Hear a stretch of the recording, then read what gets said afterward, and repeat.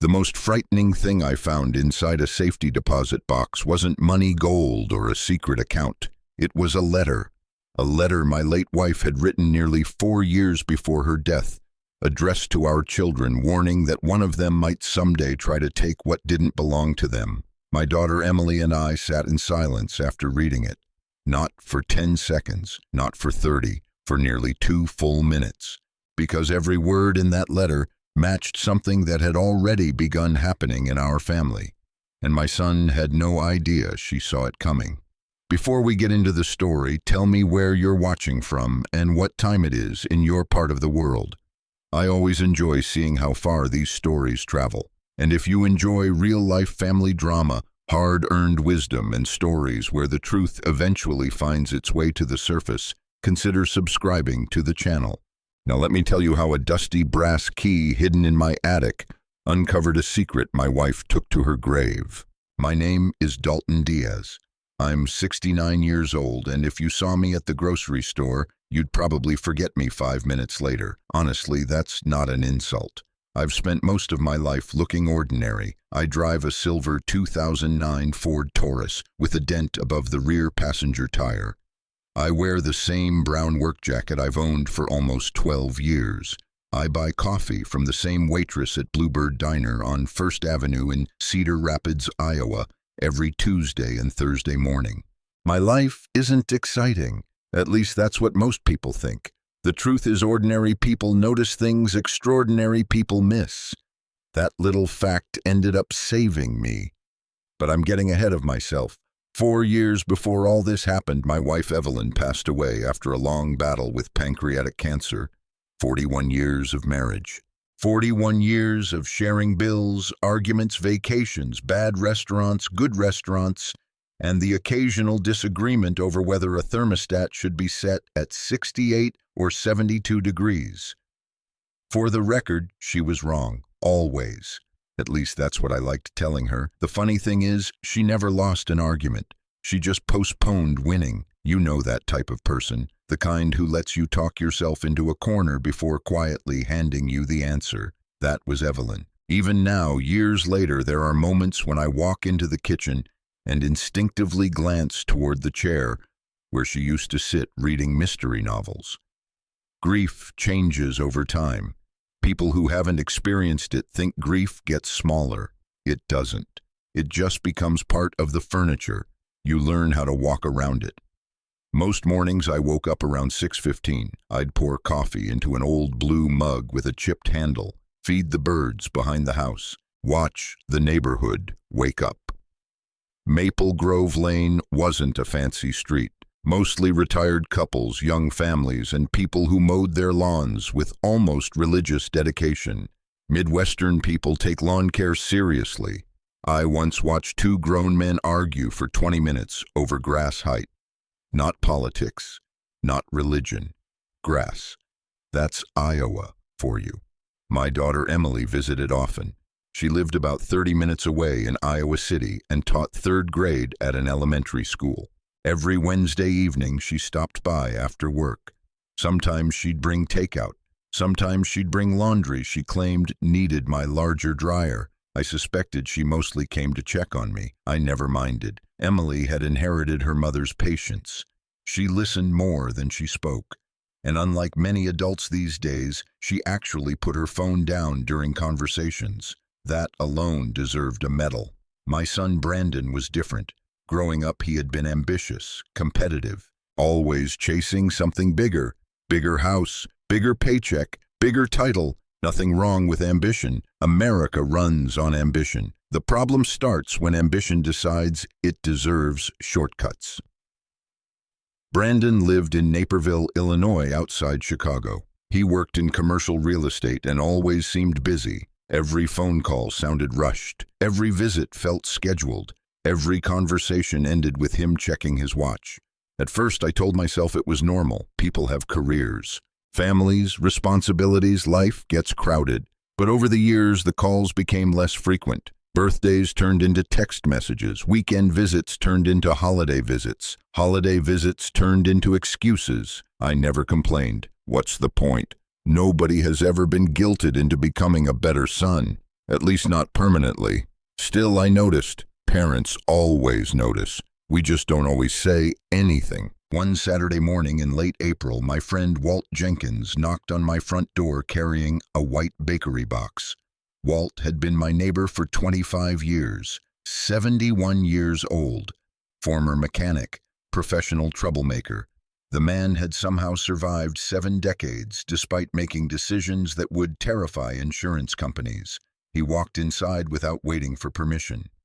"Maple bacon donuts," he announced proudly. "Doctor says I should avoid sugar. That's why I bought enough for both of us." I laughed. You realize that's not how medical advice works. That's exactly how friendship works. Walt believed every problem could be improved with either coffee donuts or sarcasm, sometimes all three. We sat on the back porch eating donuts while watching squirrels terrorize the bird feeder. For a while we talked about baseball, then about old cars, then about absolutely nothing. The older I get, the more I appreciate conversations that accomplish nothing. Not every moment needs a purpose. Eventually, Walt asked the question people always ask older widowers. "How you holding up?"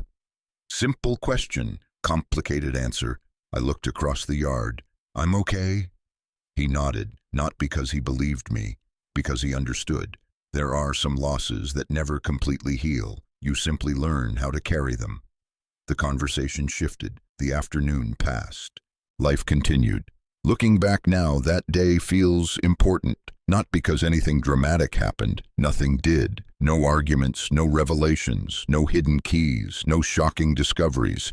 Just an ordinary Saturday. And sometimes the last ordinary day is only recognizable after it's gone. The following week, Emily came over after work carrying Chinese takeout from a place we both liked on Edgewood Road. Orange chicken for her, beef and broccoli for me. She kicked off her shoes and sat at the kitchen table. For a while, we talked about school, her students, the ridiculous things 8-year-olds say. One kid apparently informed her that Abraham Lincoln invented electricity. Another claimed dinosaurs lived in Wisconsin until the 1980s. Honestly, neither explanation sounded much stranger than modern politics. Then Emily casually asked about Brandon. I shrugged. "Haven't heard from him in a couple weeks." She frowned slightly. Not dramatic, just enough for me to notice. "Everything okay?" "As far as I know." She nodded, but something lingered behind her expression. A hesitation, a concern she didn't quite voice. At the time, I didn't think much about it. Maybe I should have.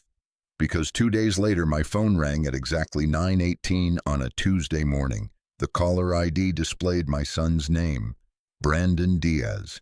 Now, that may not sound unusual, but when a man who rarely calls suddenly starts calling, pay attention. I need you to understand something. The first warning signs in life rarely arrive wearing warning labels. They show up disguised as concern, as kindness, as helpful advice, and sometimes they arrive carrying a leather folder full of paperwork. I answered the phone. "Morning, son." His voice sounded unusually cheerful. Too cheerful. The kind of cheerful people use when they're about to ask for something, and that's when the story truly began. When Brandon called that Tuesday morning, the first thing I noticed was his tone. The second thing I noticed was how hard he was trying. Parents develop a strange skill over the years. We can hear things our children don't realize they're saying. Fear, excitement, dishonesty, desperation. It hides in the pauses, in the speed of their answers, in the way they suddenly become interested in your life. "Hey, Dad," Brandon said. "How have you been? Still alive?" "That's good. I generally consider it a positive development." He laughed, a little too loudly. You know that laugh, the one people use when they're not actually relaxed. We talked for a few minutes. Weather, baseball, the usual filler people use when they're walking toward the real conversation. Finally, he said it. "I've been thinking about you lately." Now, if you're a parent listening to this, pay attention. That sentence can mean two very different things. Sometimes it means love. Sometimes it means paperwork. In this case, it turned out to be paperwork. "I've been worried," Brandon continued. "You're getting older." There it was. The oldest opening line in the history of family financial manipulation. "You're getting older." Not exactly inaccurate. I was 69. I wasn't auditioning for the Olympics. Still, the way he said it rubbed me wrong. Not because of the words, because of the timing. People who genuinely worry about you don't usually disappear for weeks beforehand. "That's kind of you," I said. "I just think maybe we should talk about long-term planning." There it was again. Long-term planning. Another phrase that sounds responsible until somebody starts attaching documents to it. We spoke for another 10 minutes. Nothing dramatic, nothing obviously suspicious. But when the call ended, I found myself staring at my phone, thinking, a habit that had gotten me into trouble as a teenager and saved me countless times as an adult. 3 days later, Brandon showed up at my house. Friday afternoon, 4:23. I remember because I was replacing a loose hinge on my back gate when his black BMW X5 pulled into the driveway. Brand new, probably cost more than my first 3 cars combined. Brandon stepped out wearing expensive loafers, pressed slacks, and a light blue button-down shirt that probably cost more than my monthly electric bill. Again, nothing wrong with success. I was proud of his success, or at least I wanted to be. The problem wasn't the car. The problem wasn't the clothes. The problem was that he had driven nearly 4 hours from Illinois without warning. People don't usually do that just to chat, especially busy people. He walked over with a smile, and "Dad, Brandon."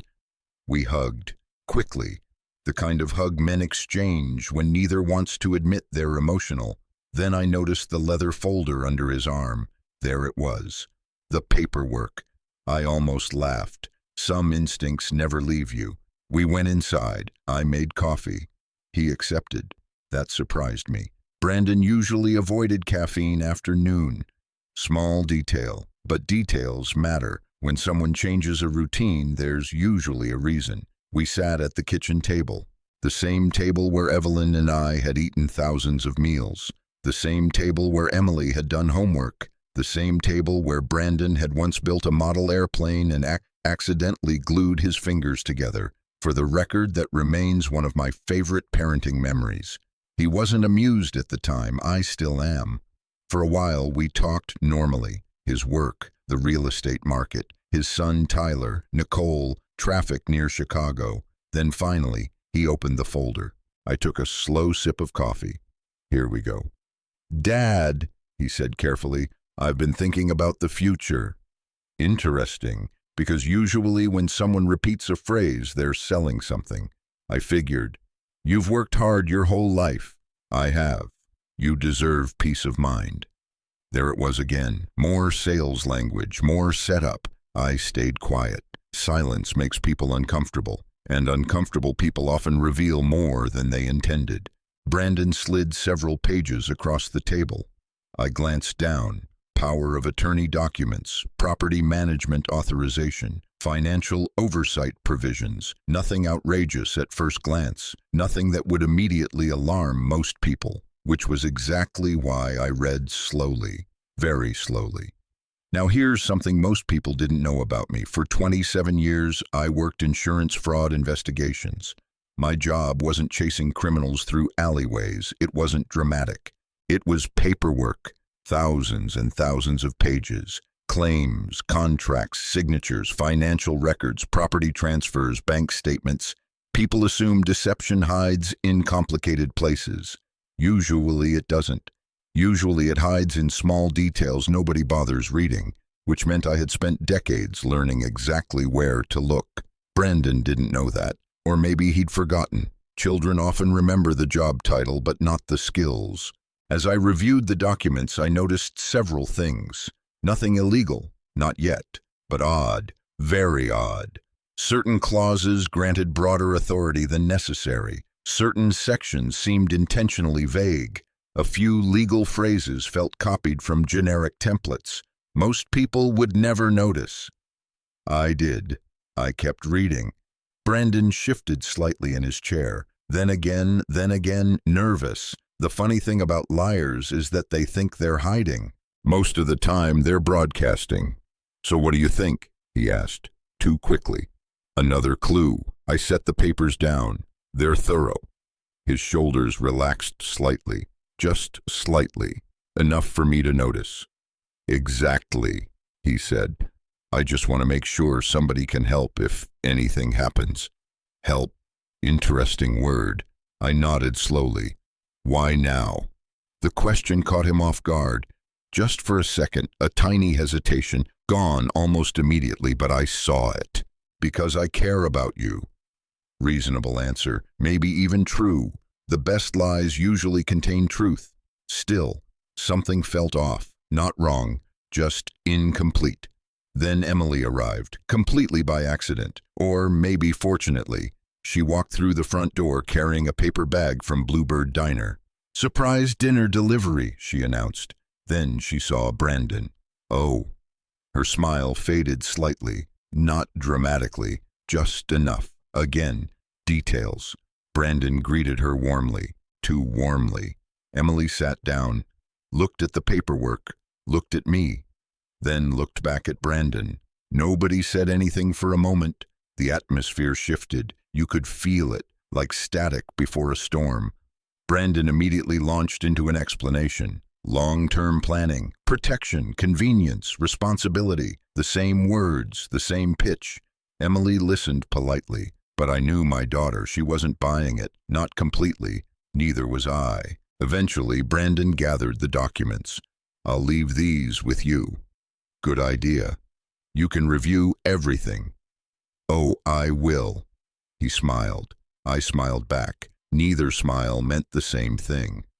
After he left, Emily remained seated at the kitchen table, watching the front window, watching his BMW disappear down Maple Grove Lane. Finally, she spoke. Dad? Yeah. I don't trust that. Neither did I, but I wasn't ready to say it aloud yet, because something important had happened during that meeting, something Brandon never noticed. The moment he walked through my door, he expected me to sign. The moment he left, he expected me to think. Instead, I started paying attention, and that changed everything. The following Saturday, Emily showed up at my house wearing old jeans, a faded University of Iowa sweatshirt, and the expression of someone who had already made a decision. That expression usually meant trouble or home improvement, sometimes both. We're cleaning the attic. I looked up from my coffee. Yes. I don't remember volunteering. You didn't? That hardly seems democratic. Emily smiled. Dad, there are boxes up there that haven't been touched since 2008. That's called storage. That's called archaeology. I tried arguing, briefly. The problem with raising smart children is that eventually they learn how to defeat your excuses. By 10:30 that morning, we were climbing the folding ladder into the attic. Now, if you've never spent time inside a Midwestern attic in late spring, let me paint a picture. Heat, dust, more dust, and enough forgotten junk to convince future historians that Americans collected cardboard for religious reasons. The attic stretched across most of the house. Boxes lined the walls, Christmas decorations, old tax records, camping equipment, furniture I didn't even remember owning. At one point, Emily found a box filled entirely with VHS tapes. She held one up. Home workout for seniors, I pointed. Evidence. Of what? Poor decisions. We laughed. Moments like that mattered more than I realized at the time. The story you're hearing has betrayal in it. Greed, manipulation, all the ugly things families sometimes do to each other. But life isn't only made of ugly things. Sometimes it's made of old jokes in dusty attics. Sometimes it's made of daughters who keep showing up when nobody asks them to. I need you to remember that, because it matters later. For nearly 2 hours, we sorted boxes. Donate, keep, trash, repeat. Around noon, Emily discovered an old photo album. She sat cross-legged on the floor, flipping through pages. Family vacations, birthday parties, Christmas mornings.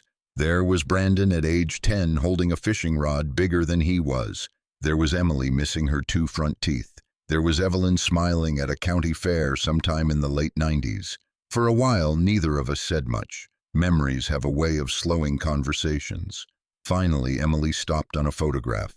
It showed Evelyn standing in our kitchen. Nothing unusual, except for one thing. She was holding a small metal cash box, the kind people used before everything became digital. Emily frowned. "Do you remember that?" I leaned closer. The photograph looked vaguely familiar. Maybe. What was in it? No idea. Mom doesn't seem like the type to keep random boxes. That observation stuck with me because she was right. Evelyn wasn't random, ever. Everything had a purpose. Everything had a place. For 41 years, I watched her organize life with almost military precision. If she kept something, there was a reason. We continued sorting. Around 1:15, Emily called my name. Her voice sounded different, more serious. I turned. She was kneeling beside an old cedar chest near the far corner of the attic. A chest I hadn't opened in years, maybe longer. "What did you find?" "I think you should come look at this." I walked over. Inside the chest were dozens of items that had belonged to Evelyn. Scarves, letters, recipe cards, jewelry boxes, family keepsakes, and beneath a folded quilt sat a small rectangular tin, blue, faded, about the size of a paperback book. I recognized it immediately. Evelyn's. Emily carefully lifted it out. The lid was secured with a small latch, not locked, just closed.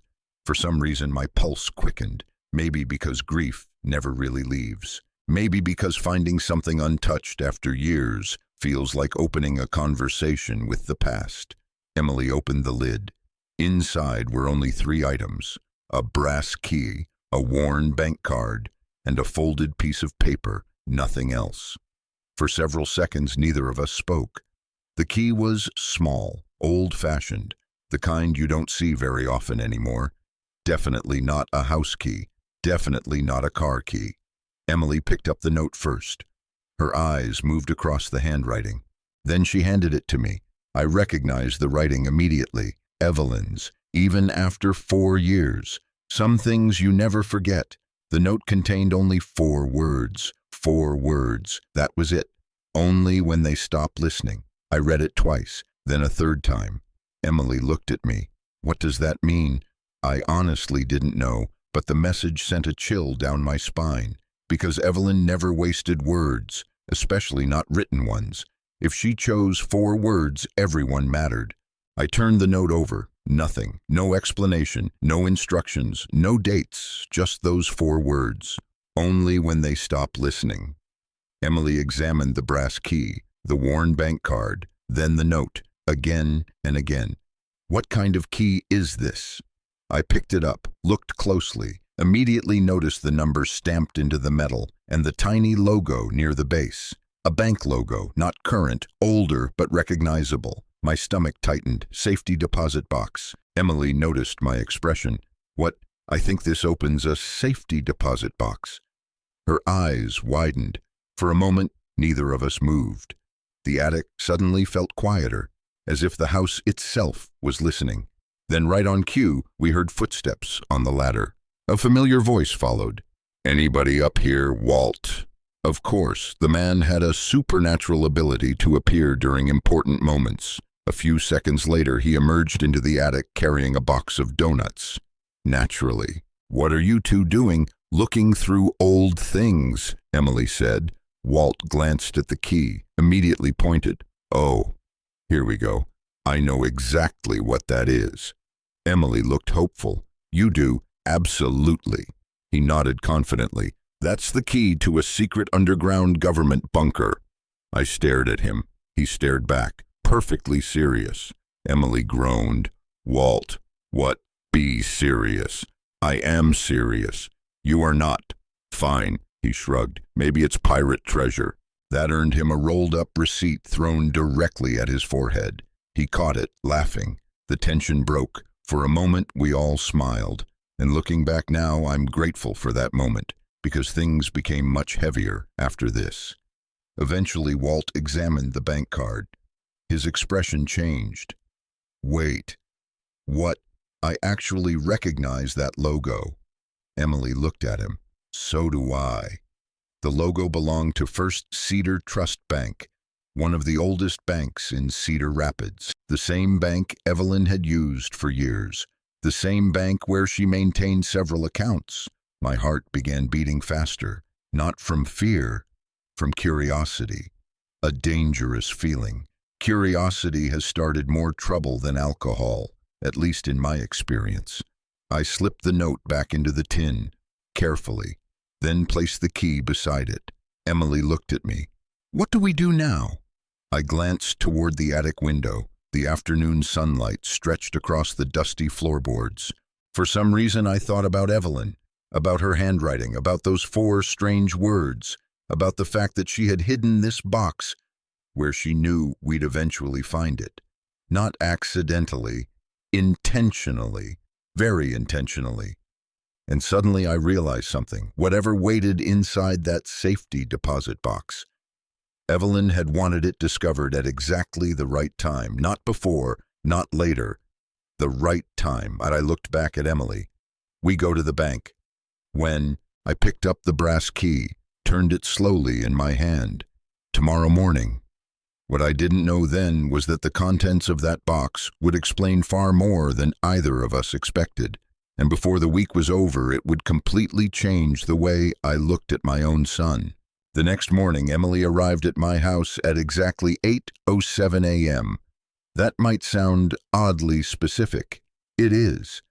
But when you're about to unlock a mystery your late wife left behind, you start paying attention to details. Besides, I had barely slept.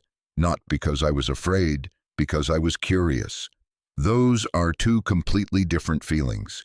Fear makes you avoid answers. Curiosity makes you chase them.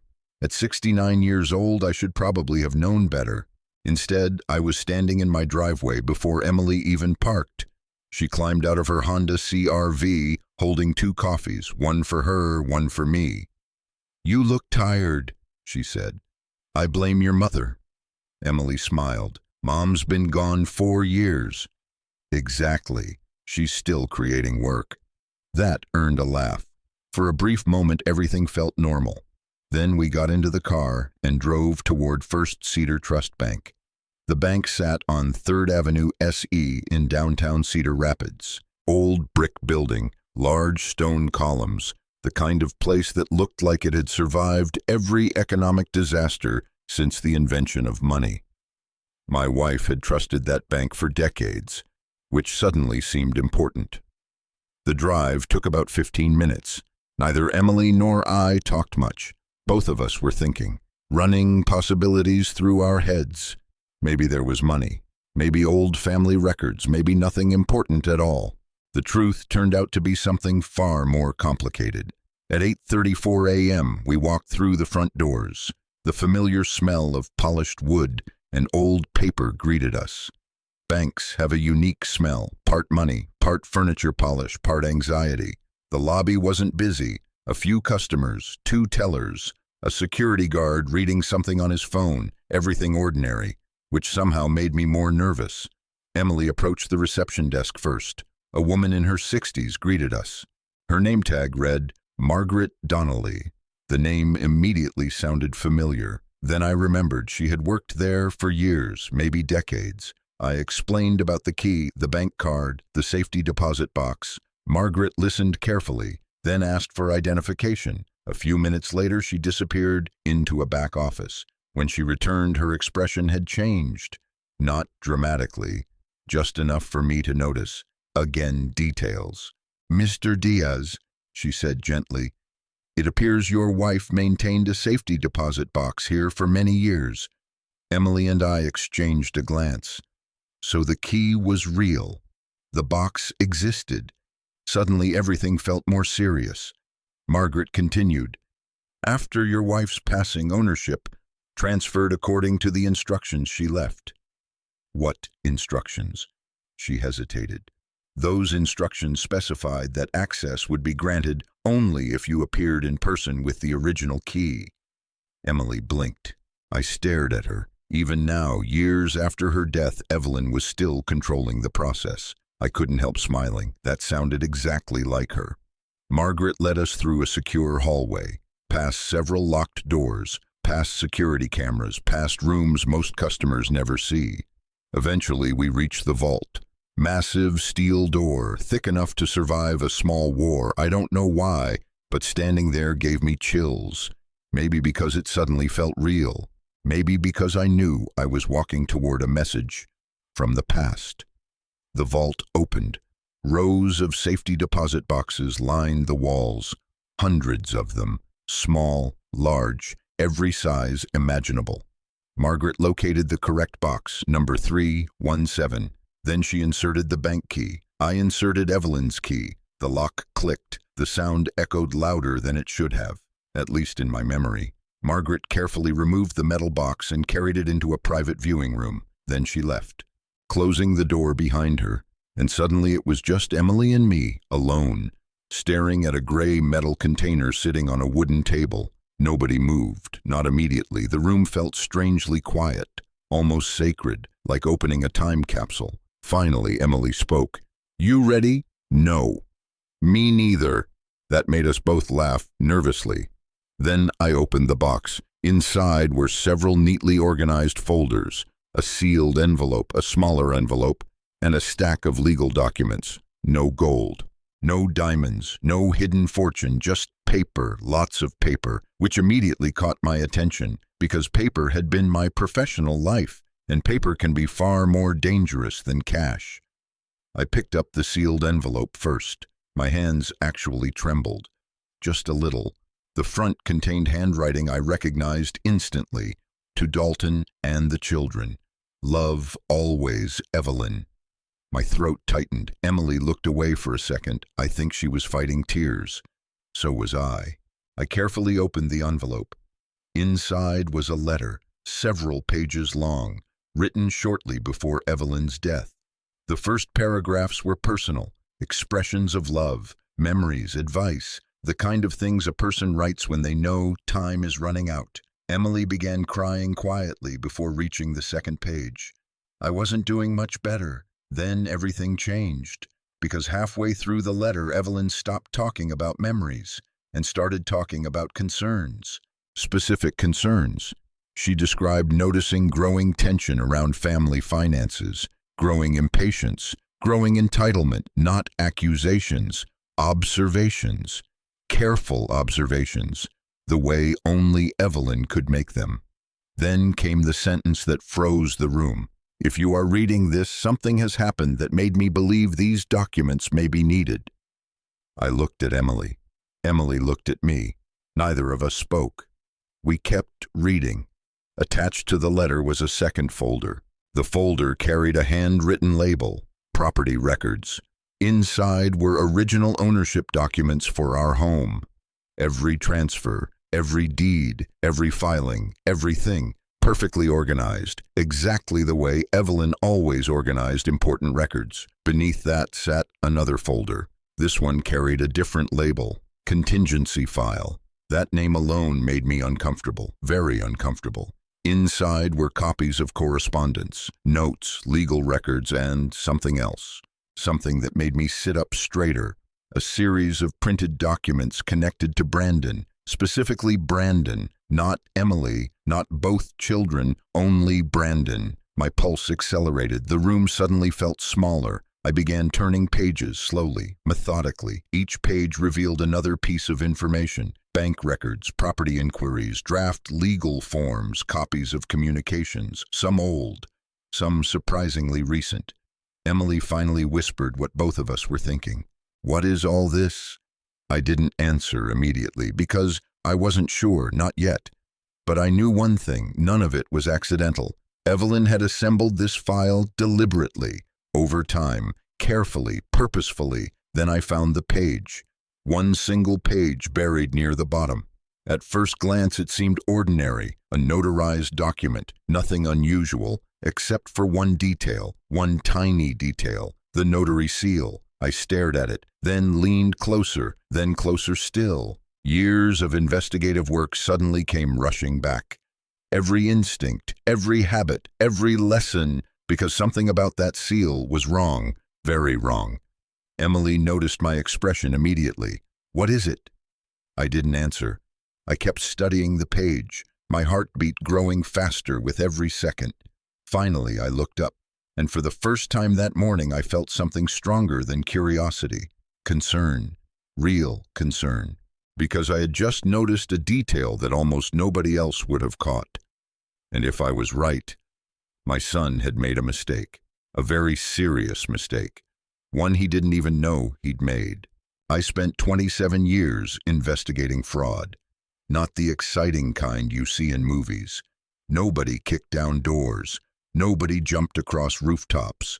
Most of my career involved sitting under fluorescent lights, staring at paperwork until something felt wrong. You'd be surprised how many lies collapse under boredom. The problem with deception is that eventually it gets tired, and tired lies start making mistakes. That's exactly what I was looking at inside that safety deposit box. Emily sat across from me in the viewing room. I was still holding the document with the notary seal, still studying it, still trying to decide whether my instincts were right. "What's wrong?" she asked.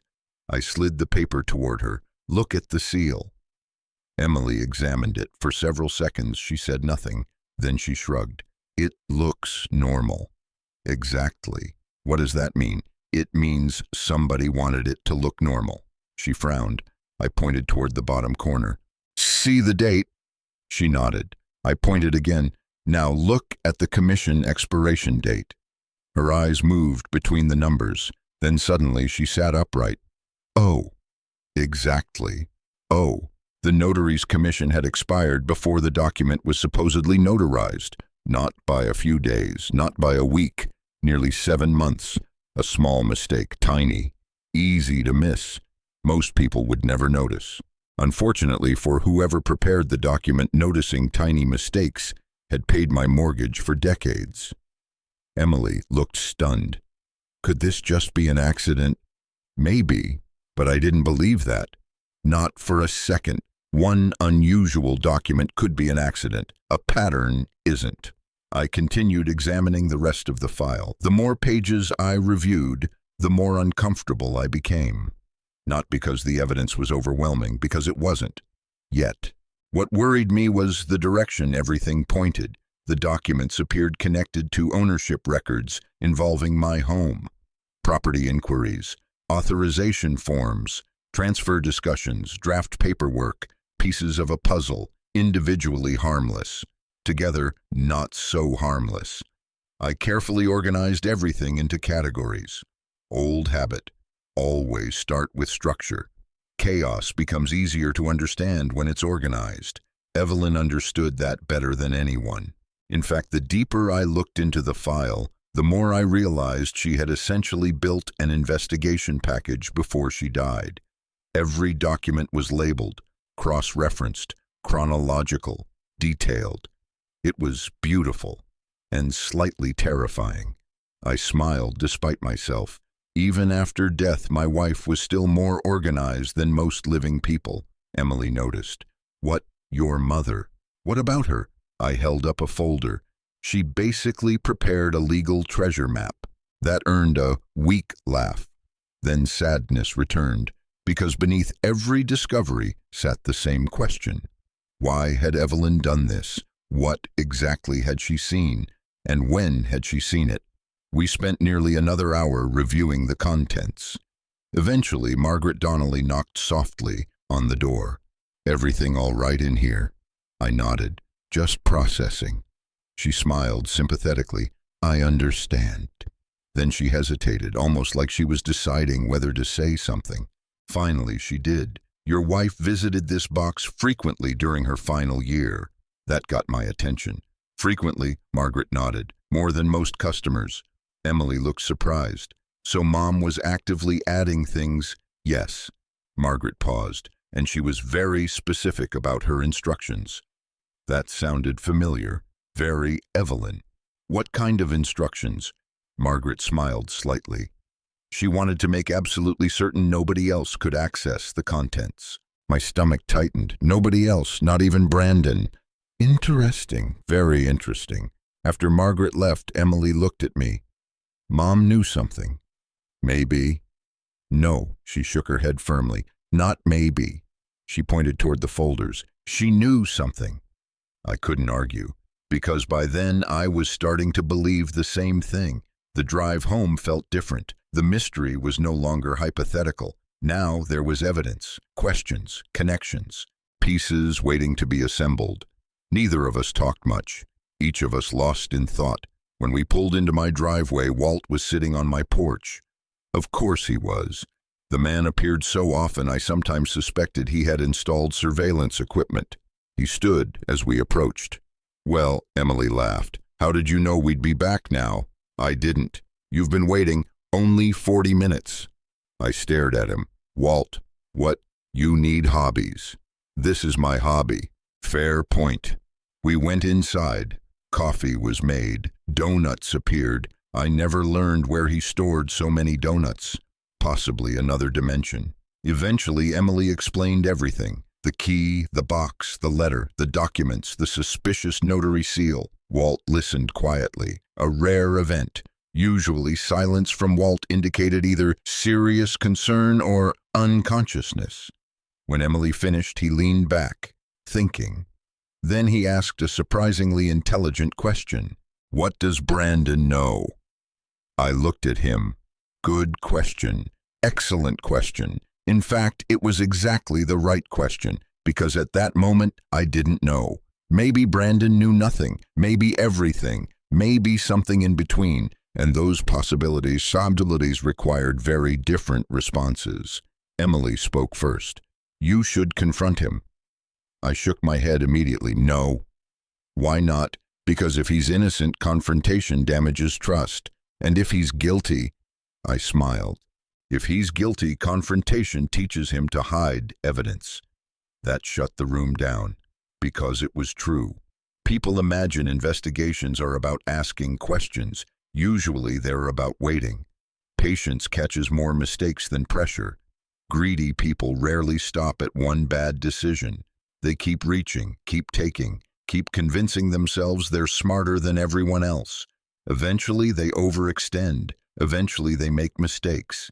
And mistakes create evidence. I had seen it thousands of times. The accountant who stole $10,000 always came back for 20. The contractor who faked one invoice eventually faked 10. The executive who manipulated one report eventually manipulated all of them. Greed has an appetite. An appetite grows. I looked at the folders again, then at Evelyn's letter, then at the note she had hidden with the key. Only when they stopped listening. At first I thought she meant people refusing advice. Now I wasn't so sure. Maybe she meant something else. Maybe she meant the moment somebody stopped listening to conscience, stopped listening to family, stopped listening to reason, the moment greed became louder than everything else. A cold realization settled over me. If Brandon was involved in any of this, he wasn't finished. Not yet.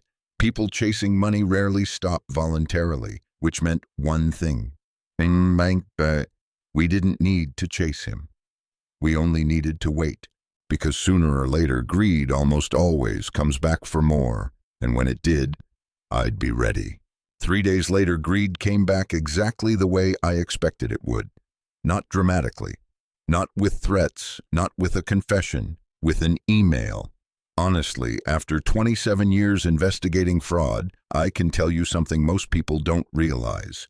Very few dishonest people get caught because they're criminal masterminds. Most get caught because they're impatient. They rush, they assume, they stop paying attention.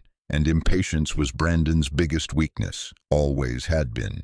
Even as a kid, when he was 12 years old, he once tried to secretly open Christmas presents 3 weeks early. The tape stuck to his shirt. He got caught in less than 10 minutes. The method had changed. The weakness hadn't. Wednesday afternoon, Emily called me at 2:41 p.m. I remember because I was replacing batteries in a smoke detector when my phone rang. Her voice sounded strange, excited, confused, concerned, all at once. Dad, what happened? I think Brandon made a mistake. I stopped immediately. Interesting. What kind of mistake? You need to see this." 40 minutes later, I was sitting at Emily's dining room table in Iowa City. She rotated her laptop toward me. An email filled the screen. At first glance, it looked ordinary. Then I noticed the sender, Brandon. My stomach tightened. "What am I looking at?" Emily pointed. "He sent this yesterday. To you, not intentionally." Now things became interesting. Very interesting. Apparently, Brandon had been communicating with a real estate brokerage firm in Illinois. The email discussed potential property disposition strategies, professional language, business language, nothing illegal, nothing dramatic. Until I reached the third paragraph, then everything changed. Because Brandon specifically referenced my house, the property on Maple Grove Lane, not hypothetically, not someday, as if control of the property was already expected, as if ownership issues had already been solved, as if the outcome was guaranteed. I read the paragraph twice, then a third time. My investigative instincts immediately activated. There it was. Confidence, too much confidence, the most dangerous kind. Emily folded her arms. "You see it." "Oh, I see it." The email wasn't proof of wrongdoing, not yet, but it revealed something important: mindset, intent, expectation. Brandon wasn't exploring possibilities, he was planning outcomes, and those are very different things. I kept reading, then found the mistake, the beautiful, glorious mistake, the reason Emily received the email at all. Brandon had accidentally copied her on a reply chain, not directly, not intentionally. Her address remained buried inside an older family contact group he apparently forgot existed. One careless click, one rushed email, one stupid oversight, and suddenly we were looking through a window he never intended us to see. I leaned back in my chair. Sometimes justice doesn't arrive with sirens. Sometimes it arrives because somebody hits reply all. Emily shook her head. "I can't believe he did this." "Oh, I can." She looked surprised. "You can?" "Absolutely." I pointed toward the screen. This wasn't arrogance. What was it? Comfort. She frowned. I continued. "When people think they've already won, they get sloppy." That lesson had repeated itself thousands of times throughout my career. Successful deception requires discipline. Greed destroys discipline. Eventually, people stop hiding because they stop believing they need to. That evening, I carefully reviewed the email again, then printed copies. Old habits. I trust paper more than screens. Paper doesn't suddenly update itself. Walt arrived around 6 carrying fried chicken, because apparently the man communicated primarily through food. We sat on my back porch while the sun slowly disappeared behind the neighborhood trees. After hearing the entire story, Walt whistled. Long, slow. Well, what? I think your son might be an idiot." I laughed despite myself. "Walt, what? That's still my son." "Fair enough." He took another bite of chicken. "A greedy idiot." There it was, the revised version. The thing was, Walt wasn't entirely wrong. Brandon wasn't stupid, far from it. Successful people rarely are, but intelligence creates its own problems, particularly when combined with ego. Some intelligent people eventually convince themselves they're too smart to fail, and that's when failure starts warming up. The next morning, Brandon called. Again. Second time in less than 2 weeks. That alone was becoming suspicious. "Hey, Dad." Cheerful, very cheerful, the same tone as before, the tone of somebody moving toward a destination. "Morning. You get a chance to review those documents." "Here we go. Straight to business. No baseball, no weather, no small talk. Interesting." "A little. What did you think?" I deliberately paused. Silence. The most underrated tool in conversation. People rush to fill silence, and when they rush, they reveal things. Finally, I answered, still looking. Another pause, tiny but noticeable. Then he recovered. "Take your time." Funny, because he didn't sound like someone who wanted me to take my time. He sounded like someone trying very hard to sound patient, which isn't the same thing. We talked another minute or two, then he mentioned something unexpected. A family dinner, Friday night, at my house. The entire family, including Nicole. Apparently he wanted everyone together to discuss planning, long-term decisions, future arrangements. All those wonderful phrases people use when money sits in the room wearing a disguise. After the call ended, I sat quietly at my kitchen table, thinking very carefully, because by then the pieces were starting to align. The safety deposit box, the forged notary seal, the property discussions, the email, the pressure, the increasing urgency. None of it proved everything, but it suggested plenty. Most importantly, it suggested Brandon believed he was getting closer to something. Closer people become to a goal, the more risks they take. And risk creates opportunity. Emily arrived that evening. Walt came too. The three of us sat around the kitchen table reviewing everything. Every document, every timeline, every email, every conversation. Eventually, Emily asked the obvious question. "What do we do Friday?" Walt answered first. "Cancel."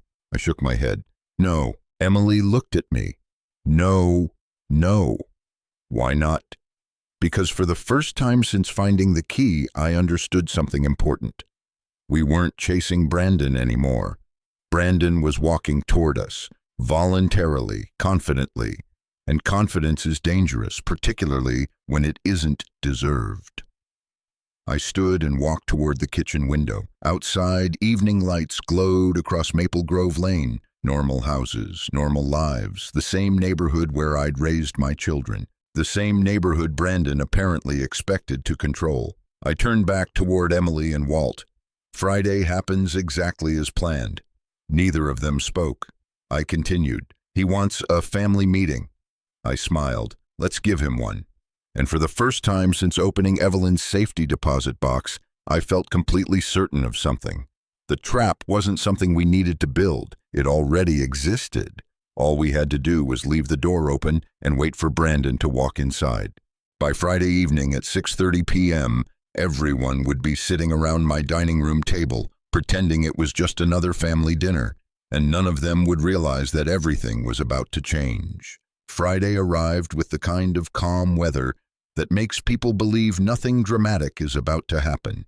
Clear skies, 72 degrees, a light breeze moving through the maple trees along Maple Grove Lane. If somebody had driven past my house that afternoon, they would have seen absolutely nothing unusual. Just an older man mowing part of his lawn, a neighbor walking a dog, children riding bicycles, normal life. Which in my experience is exactly when complicated family problems like to hide.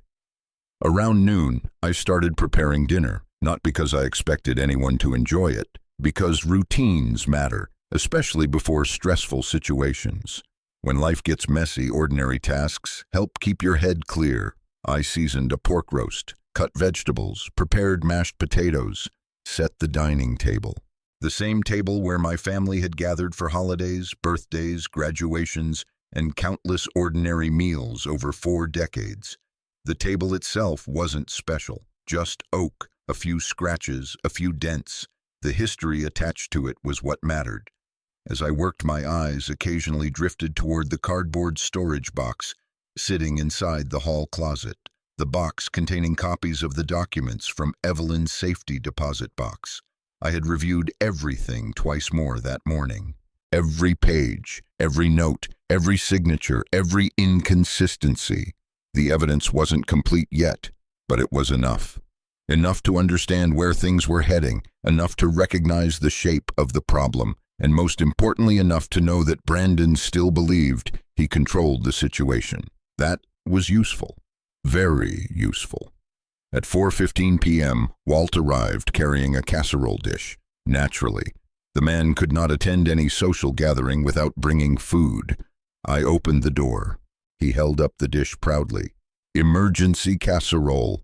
There is no such thing as emergency casserole." "There is if you're me." I stepped aside. "What's in it?" "I don't know." "You made it." "I know." I stared at him. He shrugged. "Recipes are more like suggestions." That answer explained far too much about Walt's cooking. He followed me into the kitchen. A few minutes later, Emily arrived. She looked nervous, trying not to look nervous, which is still nervous. We exchanged a glance. No words necessary. She knew what tonight might become. So did I. Around 5 o'clock, we reviewed our plan one final time. Actually, plan is probably the wrong word. There wasn't much of a plan, at least not in the traditional sense. No confrontation, no accusations, no dramatic speeches. The objective was simple. Listen, observe, let Brandon talk. Greedy people usually reveal themselves if given enough room. Emily sat at the kitchen counter. What if he doesn't say anything? He will. What if he doesn't? I smiled. Then we eat pork roast and enjoy our evening. Walt pointed his fork at me. That's the most Midwestern answer I've ever heard. He wasn't wrong. At exactly 6:27 p.m., a black BMW pulled into the driveway. 3 minutes early. Another detail, another clue. People who feel confident tend to arrive early. People who feel uncertain often arrive late. Brandon stepped out first. Then Nicole. I hadn't seen Nicole in several months. She looked tired, not physically, emotionally. There's a difference. Some people carry stress in their shoulders. Others carry it in their eyes. Nicole carried it in both. We greeted each other politely. Nobody argued. Nobody raised their voice. In fact, if you had walked into the house at that moment, you would have assumed we were a perfectly normal family. Appearances can be remarkably misleading. Dinner began around 6:45. For a while, conversation stayed harmless. Sports, work, school, the weather, the economy, every family has a list of safe topics. The things people discuss when they're avoiding the things they actually want to discuss. Brandon seemed unusually upbeat, confident, relaxed, almost relieved. That interested me, because people under financial pressure don't usually look relaxed. People expecting good news do. I tucked that observation away. Nicole barely spoke. Emily noticed too. Several times their eyes met briefly across the table. Each time Nicole looked away first. Interesting. Very interesting. Then Walt accidentally saved the evening, or nearly destroyed it. Depends on perspective. Halfway through dinner, he proudly served his casserole. The first bite told me everything I needed to know. Too much salt, far too much salt. The kind of salt concentration usually associated with preserving shipwrecks. Emily coughed. Nicole reached for water. I closed my eyes. Brandon looked horrified. Walt sampled it himself, then nodded thoughtfully. Needs more salt. The table erupted into laughter. Even Nicole laughed. A genuine laugh. The first genuine emotion I'd seen from her all evening. For a few minutes, the tension disappeared. Not completely, but enough. And that's the strange thing about family conflicts. The warmth doesn't vanish entirely. Even when trust begins breaking apart, people can still laugh together, still share stories, still remember who they used to be, which somehow makes betrayal hurt more, not less. Around 7:35 p.m., dinner plates were cleared away, coffee appeared, dessert appeared. Then Brandon shifted in his chair. There it was. The transition, the moment he'd been waiting for all evening. You know that feeling when somebody is about to begin a prepared conversation, their posture changes, their breathing changes. They lean slightly forward. I saw it immediately. So did Emily. Brandon folded his hands. Dad. There it was, the official voice, the business voice, the voice people use when they're trying to sound responsible. Yeah, I've been thinking a lot about your future. Again, the future, always the future, never today, never tomorrow, the future. I nodded. Okay, I think it's time we had a serious conversation. Nicole's eyes immediately dropped toward the table. Interesting. She already knew where this was going. Emily remained silent, watching, listening. Brandon continued. You've done an incredible job taking care of everything. Compliment, step 1. But maintaining a property this size gets harder as people age. Concern, step 2. You deserve less stress. Solution, Step 3. Classic structure, almost textbook. He reached beside his chair, then lifted a leather portfolio onto the table. The same portfolio, the same one he'd brought weeks earlier. I felt Emily stiffen beside me. Brandon opened it carefully. Inside sat several documents, neatly organized, ready, prepared, waiting. Then he slid them across the table toward me. I think it's time to make some decisions. The room became very quiet. No laughter now, no casserole jokes, no small talk, only anticipation. I looked down at the paperwork, then back at my son, and for the first time all evening I noticed something beneath his confidence. Impatience. Real impatience. The kind greed always creates. Because deep down, greedy people hate waiting, and Brandon was tired of waiting, very tired. He pushed the papers a little closer. Just take a look. I placed one hand on the folder, slowly, carefully, then opened it. What happened next would determine everything. The moment I opened that folder, I felt it not panic, not shock. Something far more useful. Clarity. Brandon was watching me closely, too closely.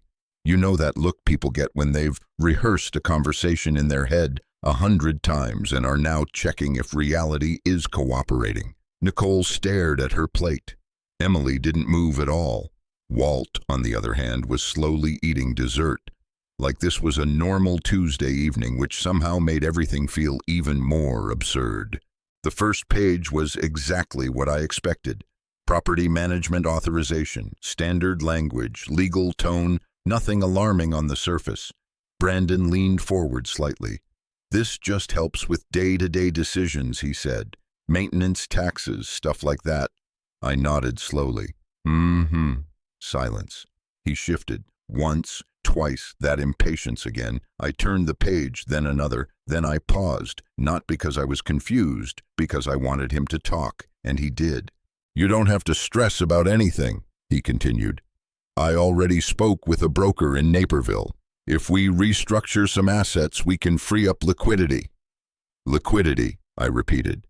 Yes, that's a nice word. Brandon smiled, thinking I was agreeing. I wasn't. I was listening. Emily's eyes moved toward me slightly. She knew that tone. So did Walt. The tone I used when I stopped being a father for a moment and became something else entirely. An investigator. I flipped to the next document, and there it was. The clause I had been expecting since the moment I saw the notary seal in Evelyn's file. Subtle, carefully worded. Too carefully worded. A transfer authorization that referenced ownership rights that didn't match county records. Brandon tapped the table lightly. So we just sign, and I handle everything from there. Everything I asked. Yes, I'll manage it all. Nicole's fork stopped halfway to her mouth. That was the first real reaction she'd had all night. Emily leaned forward slightly. Brandon, she said quietly, what exactly are you managing? He smiled, but it wasn't a real smile. It was the kind people use when they're trying to stay in control of a room that is starting to slip. Family assets, he said. Dad shouldn't be worrying about paperwork at his age. At his age. There it was again, that phrase, always carefully inserted, always intentional. I set the papers down. Slowly. Brandon noticed immediately, is something wrong? That was the wrong question, not because it was rude, because it assumed he still had control of the conversation. I leaned back in my chair. Brandon, I said calmly, who drafted these? He blinked. Legal team. Which legal team? A pause. A fraction too long. The firm I work with in Chicago. I nodded. Interesting, Walt muttered under his breath. Oh, this is getting good. Emily shot him a look. He shrugged. I picked up the document again, turned it slightly. So just to be clear, I continued, you're asking me to sign over management authority based on documents prepared by your firm? Yes. And you trust them completely? Of course. I smiled slightly, not warmly, not angrily, just knowingly. That's good, I said. Brandon relaxed a little. A mistake. Because he thought I was moving toward agreement. I was not. I was moving toward exposure. I slid the paper back across the table. Then you won't mind answering a few questions. Nicole exhaled softly. Emily stayed still. Brandon nodded. Sure. I pointed at a section in the document. This clause references a property valuation completed last year. Yes. Who did the valuation? My broker. Name? He hesitated. Just a moment. Lance Morgan. I nodded again, then reached into my pocket and pulled out a folded sheet of paper. Brandon's eyes narrowed slightly. I unfolded it. County property records. Certified. Stamped. Dated. Emily straightened. Walt stopped chewing. I placed it beside Brandon's document. This says the last official valuation was done 8 months earlier, I said. Brandon leaned in. I can explain that. I'm sure you can, I replied. Then I continued, but here's the problem. I tapped the document gently. This property cannot legally be reassessed without an updated county inspection. Silence. Brandon's confidence flickered just slightly. But enough. Nicole finally spoke. Brandon, did you get official inspection approval? He turned toward her quickly. Yes, but he said it too fast. Way too fast. Emily noticed it too. I could see it in her eyes, that shift. The moment she stopped hoping and started understanding. I reached for the second document, the one from Evelyn's safety deposit box, the one with the notary seal. I placed it on top of the table. Brandon's expression changed. Not fear, not yet confusion. What is that? I studied him carefully. This, I said, is a notarized authorization related to property discussions you referenced in your email last week. His jaw tightened. You went through my emails. No, Emily said immediately. You sent it to me. That landed harder than anything I could have said. Brandon froze, just for a second. But it was enough, because that was the moment control started slipping. I continued. The problem is the notary stamp is invalid. Brandon blinked. What expired commission date? I said calmly. 7 months before this document was allegedly signed. The room changed instantly, not dramatically, but noticeably, like oxygen being pulled from the air. Nicole turned toward Brandon, slowly. Is that true? Brandon didn't answer immediately, and that silence said everything. Walt leaned back in his chair. Well, he said quietly, that's not great. Brandon finally spoke.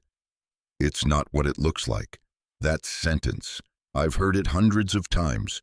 It never ends well. Then explain it, I said. Another pause. Longer this time, too long. And then finally the mistake. The real mistake. The one Evelyn had been waiting for. I was just trying to speed things up, Brandon said. Nicole's head snapped toward him. Emily's hands tightened on the edge of the table. I didn't move, because I didn't need to. Brandon kept going. These processes take too long. You don't understand how slow everything is in real estate. I had everything lined up. There it is, I said quietly. He stopped. What? Impatience. He frowned. I was helping you. No, I said calmly. You were rushing. The room went silent again, this time heavier, finaler. I leaned forward slightly. Your mother used to say something, I added. Brandon's expression tightened. Evelyn. Yes, I tapped the folder again. She said greed doesn't fail because it's evil. It fails because it gets impatient. Nicole looked down. Emily looked at me. Brandon didn't move. Because for the first time all night he realized something was wrong. Not with the documents, not with me, with his assumptions. I slowly reached for the final envelope from Evelyn's box. The one I hadn't shown yet, the one Brandon didn't know existed, and I placed it on the table, right in front of him. This is where everything ends, I said quietly. Brandon stared at it, then at me, and for the first time since he walked into my house, he stopped being confident. The room didn't move, not really. But everything inside it changed. Brandon stared at the final envelope like it might bite him. Nicole leaned back slightly in her chair, her hands now folded tightly in her lap. Emily wasn't crying anymore. She had shifted into something sharper, focused. Walt, of course, was eating the last piece of casserole like none of this involved him personally. But I knew better. Walt was always listening, always. I tapped the envelope once. This is from your mother, I said quietly. Brandon's jaw tightened. She's been dead for years. Yes, I replied, but she planned further ahead than most living people I know. That landed, not loudly, but deeply. Emily reached out slowly. Dad? I nodded. It's okay. I opened the envelope. Inside was a single letter, folded carefully, creased from time, Evelyn's handwriting. Even after 4 years, I could recognize it instantly. My throat tightened, but I didn't stop. I read aloud, Dalton, if you are reading this at this table, then everything I suspected has already begun. Brandon shifted in his seat, just slightly. Not enough for most people to notice, but I did. Always did. I continued, I am not writing this because I fear what might happen. I am writing this because I know how certain people behave when they believe they are close to control. Nicole looked down. Emily exhaled slowly. Walt stopped chewing. For once, the room was fully listening. Evelyn's letter went on. She described patterns, behavioral changes, financial pressure building around Brandon years earlier, small inconsistencies in conversations, sudden interest in property records, unexpected questions about legal ownership, not accusations, observations, carefully recorded, measured, like she was building a case long before anyone else understood there was a case to build. Then came the line that changed everything. If you are hearing this, I read, then someone in this family has already tried to take something that was never theirs to take. Brandon let out a short laugh. But it wasn't real. It was defensive. Mom was always paranoid, he said quickly. No one responded. Because we were all looking at him now, not angrily, not emotionally, analytically. Evelyn continued in her letter. I have placed original property documentation, financial safeguards, and a recorded chain of custody inside First Cedar Trust Bank Box 317. Emily nodded slightly. We already knew that part, but Brandon didn't, not fully, and that mattered. I turned the page. There is also a condition attached to these documents, I said. Brandon leaned forward. What condition? I read carefully. Any attempt to alter ownership, influence transfer, or falsify authorization will trigger immediate legal review by the estate trustee and bank compliance office. Silence. Thicker now. He blinked. Estate trustee. Emily looked at him. Me, she said quietly. That hit him harder than anything else so far, because until that moment he hadn't understood the structure. He thought he was negotiating with me. He wasn't. He was already inside a system he didn't design. I continued reading. The intent is not punishment, Evelyn wrote, but protection. Protection of Dalton, protection of Emily, and protection from decisions made under pressure. Brandon shifted in his chair again, faster now, uneasy. Nicole finally spoke. Brandon, did you know about this? He hesitated. Too long. That hesitation said more than words ever could. Walt muttered softly, oh boy. I reached into the envelope again. There was one more document, a sealed addendum. I placed it on the table. This, I said, is the part you didn't expect. Brandon stared at it. What is it? Open it. He didn't move, so Emily did. She slid it open carefully. Inside was a notarized affidavit, but not just any affidavit, a full audit statement from First Cedar Trust Bank's Legal Compliance Division. Brandon's face changed instantly, because now he recognized the structure. This is... Yes, I said. It's a verification report. Emily scanned it quickly, then froze. Dad? I looked at her. She turned the page toward me. There it was. Clear, undeniable. Multiple document submissions tied to Brandon's name had been flagged for inconsistencies in notarization, timing, signature, replication, and property valuation discrepancies. Not accusations. Findings, official ones. Brandon pushed his chair back slightly. What did you do? He asked. I shook my head. I didn't do anything. I tapped the table. Your mother did. Nicole finally stood halfway. Brandon, tell me this isn't real. He didn't answer, not immediately, and that silence again did all the talking for him. Emily's voice softened. Why would you do this? That was the question. Not legal, not financial, human. Brandon ran a hand through his hair. I was trying to fix things, he said. Nobody responded, so he continued. You don't understand how much pressure I'm under. I nodded slowly. Try me. That stopped him. Because I did understand pressure. I had spent decades watching people justify bad decisions under pressure. Pressure doesn't create dishonesty, it reveals it. Brandon's voice rose slightly. The business isn't stable, the loans, everything depends on timing. Nicole turned toward him fully now. Loans. He realized he had gone too far, but it was too late. Once truth starts leaking, it rarely stops cleanly. Emily looked at me, then at him. So this wasn't about helping Dad. Brandon hesitated again. That hesitation was the answer. I leaned forward. This was about liquidity, I said calmly. About leveraging property value. He looked at me sharply. You don't understand corporate structure. I understand fraud, I interrupted quietly. That shut the room down completely. Even Walt stopped breathing for a second. Brandon froze, because that word changed everything. Fraud, not suspicion anymore, not theory, framed reality. I stood slowly, placed both hands on the table. I spent 27 years reading documents exactly like these, I said. And I can tell you something very simple. Brandon didn't move. People don't fake paperwork unless they believe they won't get caught. Nicole whispered, Brandon, but he wasn't listening anymore. Emily stood beside me, and for the first time that night, I saw it in her face. Not anger, not sadness, resolution. I turned to Brandon one last time. You made one mistake, I said quietly. He looked up. What? You assumed I stopped paying attention just because I got older.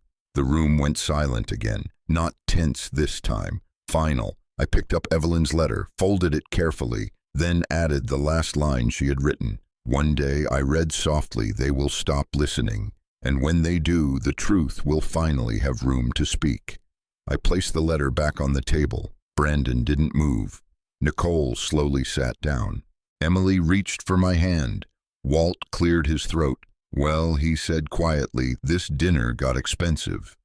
For the first time that night, I almost smiled. But I didn't, because even though the truth was now fully exposed, nothing about it felt like victory, only understanding. And understanding, I've learned, always comes with a cost.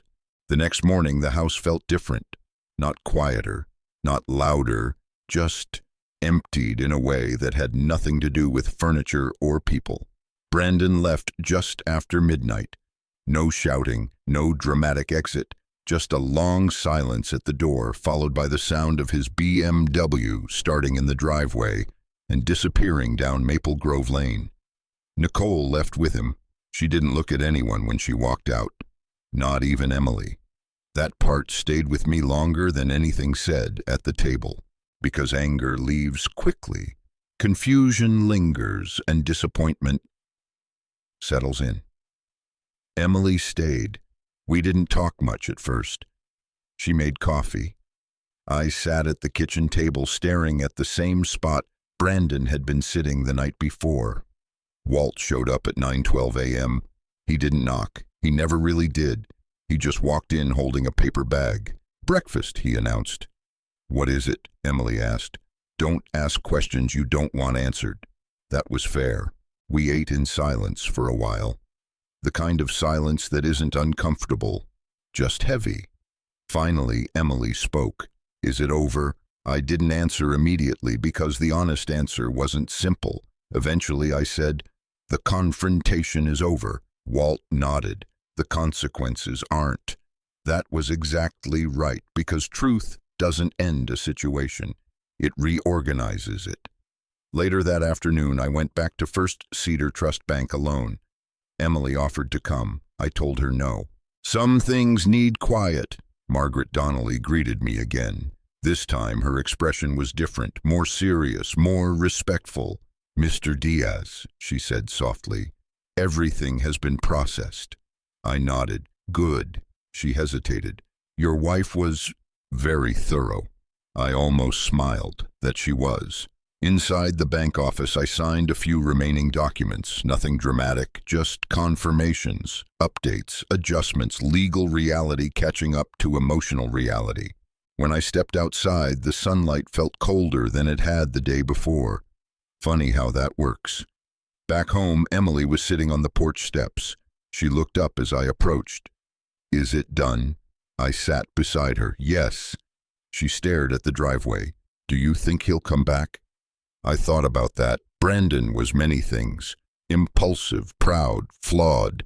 But he was still my son. "I don't know," I said honestly. "But if he does, it won't be the same conversation." She nodded slowly. We sat there for a while, not talking, just existing in the same space. Eventually Walt joined us. Of course he did. He stood at the edge of the porch, holding 2 cups of coffee. "I tried to make it fancy," he said. "That's never a good sign," Emily replied. I added cinnamon. I took the cup. Why? Because I was feeling dangerous. That made Emily laugh. A real laugh this time. It felt important, because something had shifted, not fixed, not healed, but stabilized. Like a broken bone that had been set properly, even if it still hurt. A week passed, then 2. Brandon didn't call. Nicole didn't call. Life settled into a strange new rhythm. Emily visited more often. Walt visited constantly. The house on Maple Grove Lane stopped feeling like a battlefield and started feeling like a place trying to remember how to be peaceful again.